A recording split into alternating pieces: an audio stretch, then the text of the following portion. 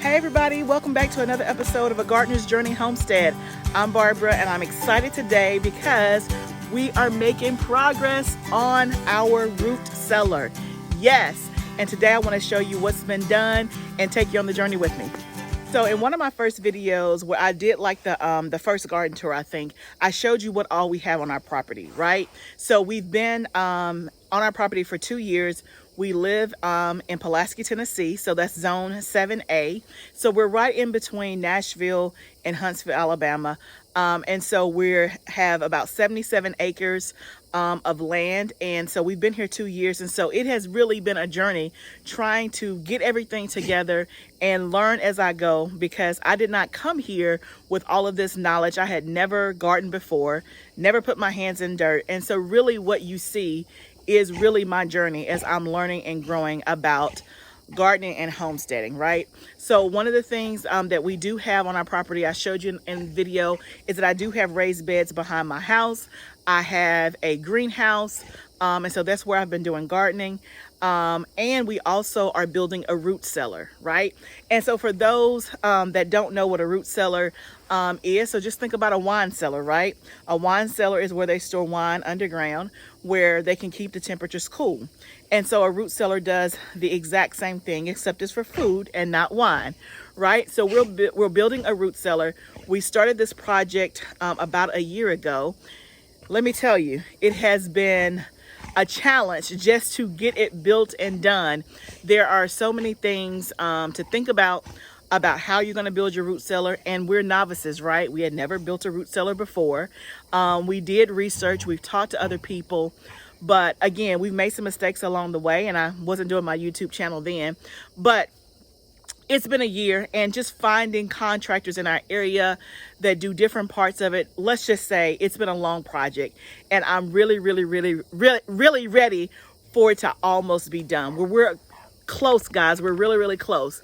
So last week, they came and they redid the top of the root cellar, the concrete. I'm going to show you some pictures and some footage.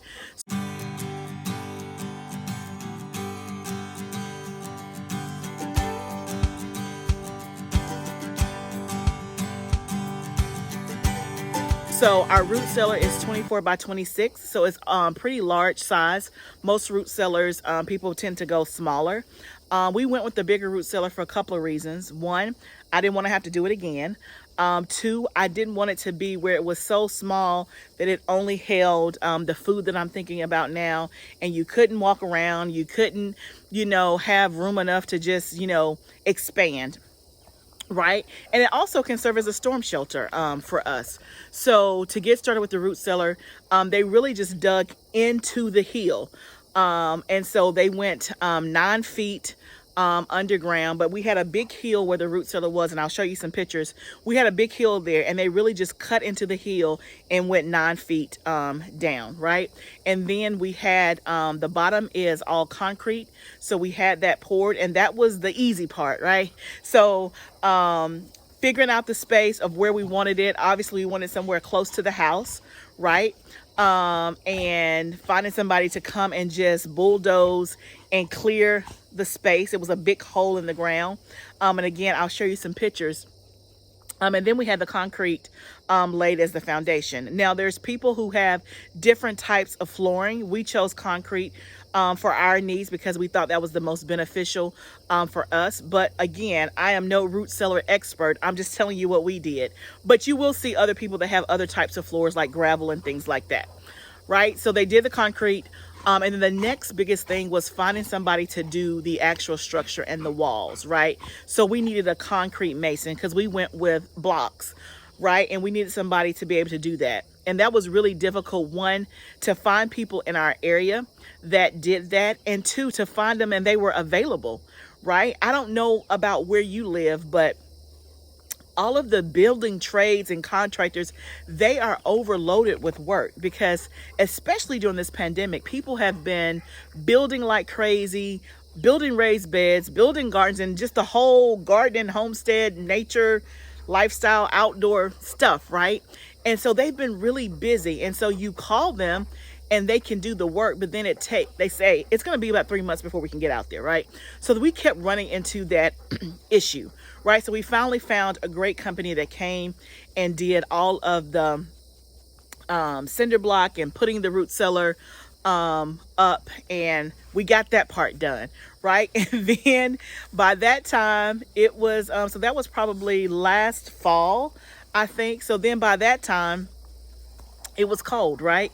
And so we needed the concrete poured on top, and we could not find anybody because the same person that did the cinder block and the concrete could not do the top part, right? So by this time it's fall, the temperatures are dropping, and it has to be at least 50 degrees for you to pour concrete. So from November, on, it was too cold. And so that really pushed us back into the spring of this year, right?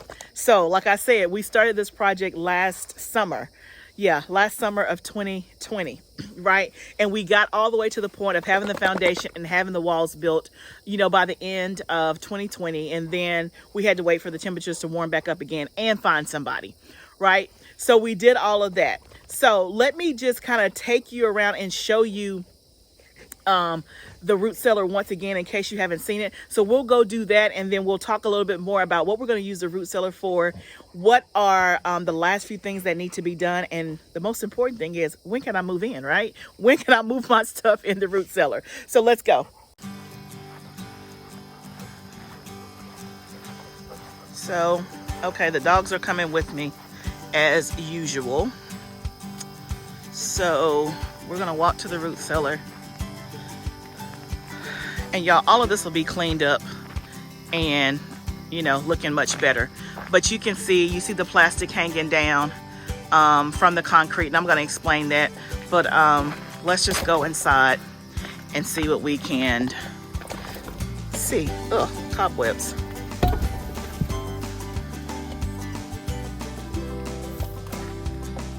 Okay, so yeah, we had a dehumidifier in here because it was wet, which is one of the reasons why we had to get the concrete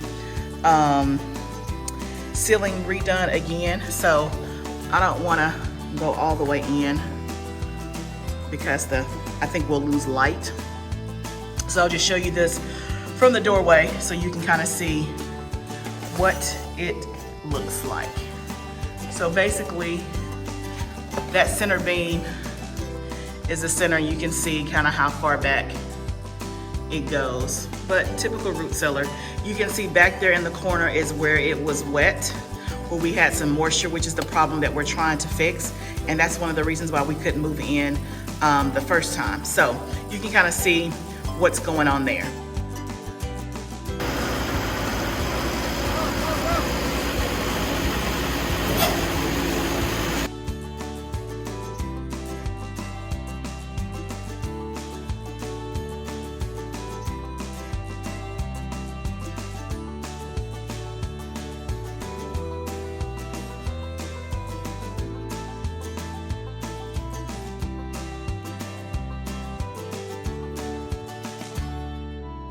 Let me just back up a little bit. So in terms of the root cellar, remember I told you we was trying to find somebody. So we finally found somebody to put the concrete on the top. It had a company come out, and they put 4 inches of concrete at the top. And then of course with the root cellar, after the concrete dries, you cover it with dirt. Well, we found somebody to do that, right? So we are on the home stretch. We found somebody to put dirt on the top. But the person that we used to put dirt on the top had a bulldozer, and he told my husband, hey, I think I'm too heavy to be up here, and so he kept asking about what's the reinforcement, so we talked about all the rebar that was in the top. And y'all don't get me talking too technical, I'm just doing what the little bit that I know and understand. But he talked about the rebar. There's 4 feet of concrete, and my husband's like, no, I think you'll be fine. But he kept saying, I think that I'm too big. So lesson number 1 is, sometimes you need to listen to your contractors, right? But I think we were just so at the place that we wanted it to be done after waiting for a year that we thought, oh, it'll be okay, right? But again, we were novices. We were new, don't know what we're doing, right? So anyway, he got to the edge of the root cellar and was dumping dirt. Okay, he leaves, everything is fine, and then I'm waiting for the temperature to drop in the root cellar. So one of the reasons why you want to use a root cellar if you have the ability to, is because it keeps the temperature of the earth, which is about 55 degrees, right? If you're lucky, if you're good. Right, it may get up to 65 or 70, but that's a great way to store your root vegetables. So like your sweet potatoes, apples, and just things like that. Your onions, your garlic, right? It's perfect for a root cellar because that temperature is going to be maintained and it's not going to get too hot. So you can store it for like 6 to 9 months. So that's one reason why we built a root cellar, is for food storage, right? We grow a lot of stuff, or we are growing a lot of stuff in the garden, and you give it away, you can it, but then you still have this notion of, where am I going to put all this stuff? Okay. And how can I store it? How can I preserve it? And how can I keep it for longer? Right. So that's one of the reasons why we got a root cellar. Also, I buy things in bulk and I put them in Mylar bags. And so maybe I'll do a video on that one day. And so all of my bulk materials that I buy, rice, grains, oats, beans, whatever you have, I have those right now in my house, in my kitchen, and they're stacking up really, really high. That's going to go in the root cellar. Right. So it's for food preservation, and we like the benefit of it being underground, where it's going to keep things cool in a nice temperature. So anyway, back to the story. So everything was fine, y'all. I was about to move in, right? So my husband, we had shelves and stuff that he was putting together for me, and we were literally toting the first shelf in to move into the root cellar. And when we walked in, there was water all on the walls. We had 2 weeks of massive, massive rain over the summer. And again, it's not supposed to be wet in the root cellar, but it was. And so all we could figure is that when the bulldozer went on top of the root cellar, it left some fissures or cracks, and the water was able to get in. So fast forward, now I can't move into the root cellar. So what you see behind me is when they came on last week, they came to reinforce the concrete. So they put the black plastic that you see behind me that's overhanging. You have to put that in between the old concrete and the new concrete. And then they came and put more rebar in, and then 3 more inches of concrete, 3.5. So now I have 7.5 inches of concrete that has to dry for 4 weeks.